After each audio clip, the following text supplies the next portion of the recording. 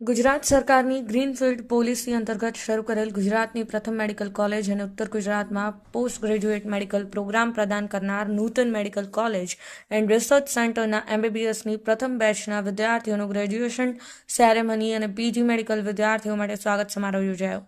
ગુજરાત સરકારની greenfield policy અંતર્ગત શરૂ કરેલ ગુજરાતની પ્રથમ medical college Nutan medical college and research centre ખાતે નૂતન સર્વવિદ્યાલય કેળવણી મંડળના સ્થાપક ને વિસનગરને શિક્ષણ નગરી તરીકે પ્રતિષ્ઠા અપાવનાર કર્મવીર સ્વર્ગસ્થ શ્રી સાકરચંદભાઈ પટેલની 116મી જન્મજયંતિ તારીખ 28 ફેબ્રુઆરી 2025ના દિવસે MBBSની પ્રથમ બેચના વિદ્યાર્થીઓની ગ્રેજ્યુએશન સેરેમનીનું તેમજ ચાલુ વર્ષે સમગ્ર ઉત્તર ગુજરાતની પ્રથમ પોસ્ટ ગ્રેજ્યુએટ બેચમાં પ્રવેશ મેળવનાર વિદ્યાર્થીઓનું સ્વાગત સમારોહ યોજાયો.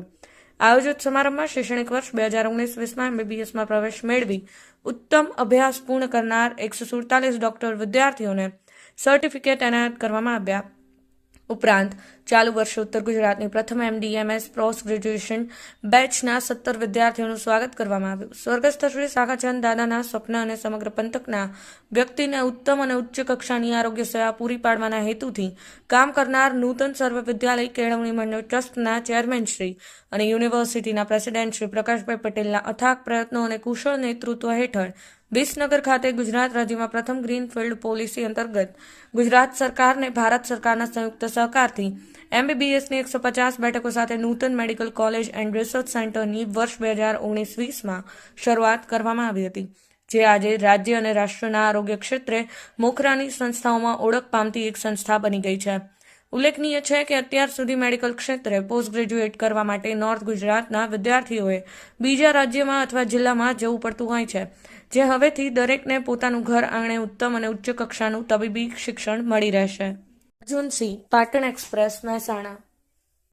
વિસનગરની સાંકળચંદ યુનિવર્સિટી એ કેવળ ગુજરાત નહીં પણ સમગ્ર ભારતનું એક અત્યંત મહત્ત્વનું શૈક્ષણિક સંસ્થાન બની રહી છે. આજે યુનિવર્સિટીના ઇતિહાસમાં એક સુંદર પ્રકરણ ઉમેરાયું.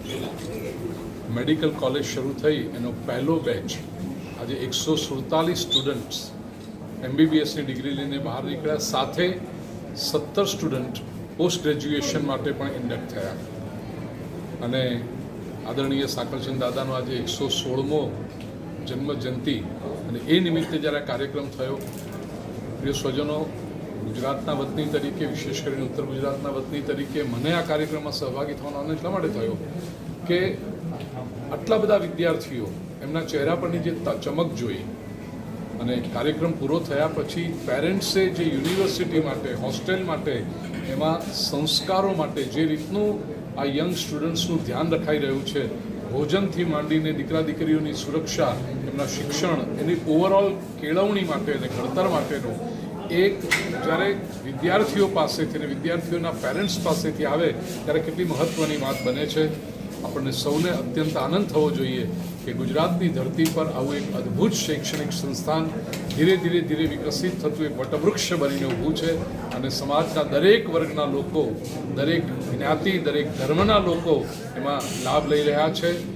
એ પણ જોયું કે વિશેષ કરીને આપણી દીકરીઓ, જે women power, empowerment of women, એ સરકારની યોજના છે. કેટલી બધી દીકરીઓ રેન્ક હોલ્ડર્સ હતી, એ પણ દીકરીઓ હતી. આ બધાને મારા ખૂબ ખૂબ અભિનંદન. અને આ સમગ્ર કાર્ય જેમની પ્રેરણા, જેમના માર્ગદર્શન હેઠળ થઈ રહ્યું છે એ મારા આત્મીય પ્રકાશભાઈ પટેલ, જે સતત ડેડિકેટ છે. પહેલાં તો સાંભળ્યું હતું, પણ આજે વિદ્યાર્થીઓ પાસે સાંભળ્યું કે પ્રકાશ સર કેટલી ઇન્વોલ્વ થઈને ડેડિકેશન સાથે એમના જીવનના વિકાસ માટે પ્રયત્ન કરી રહ્યા છે. હોસ્ટેલમાં, કોલેજમાં પ્રકાશભાઈનો પર્સનલ ફોન નંબર લખ્યો હોય કે કોઈ પણ વિદ્યાર્થી કે વિદ્યાર્થીને જરૂર પડે તો એ ગમે ત્યારે 24/7 પ્રકાશભાઈનો સંપર્ક કરી શકે. એ વાત કહી દઉં, સંપર્ક કરવાની જરૂર પડી નથી, કારણ કે એટલી સુંદર સિસ્ટમ સરસ રીતે ચાલી રહી છે. તો આ બધા જ વિદ્યાર્થીઓને ખૂબ ખૂબ શુભેચ્છાઓ. સાકરચંદ પટેલ યુનિવર્સિટીને મારા અંતરના આશીર્વાદ. આ શિક્ષણ સંસ્થા ખૂબ આગળ વધે, સમાજનો વિકાસ કરવામાં પોતાનું બહુમૂલ્ય યોગદાન કરતી રહે અને સુંદર ફેકલ્ટીઝ, સુંદર વિદ્યાર્થીઓ આગળ વધી જીવનની દીક્ષા પામે એવી શુભકામના સાથે સૌને ખૂબ આશીર્વાદ.